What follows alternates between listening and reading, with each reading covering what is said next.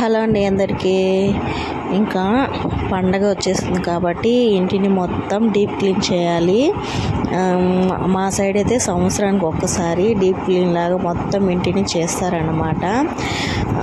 ఇంకా వంట రూమ్లో ఉండే సామాన్లు చూస్తే మతిపోవాల్సిందే. నాకు ఒక్కొక్కసారి అనిపిస్తుంది ఈ సామాన్లన్నీ తీసుకొని వంట రూమ్లో ఇలా కడిగి పెట్టుకోవడం ఎందుకు అనేసి.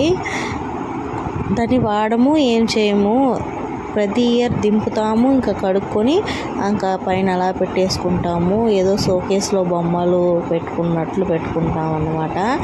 అవైనా పెట్టుకుంటే అందంగా ఉంటాయి, పెట్టుకుంటే అందంగా ఉంటాయో ఏమో నాకైతే అర్థం కావడం లేదు. ఇంకా ఇల్లంతా క్లీన్ చేయాలి. క్లీన్ చేసే ముందే వంట అయితే ఫాస్ట్గా అయితే చేసేసాను. సాంబార్ చేశాను.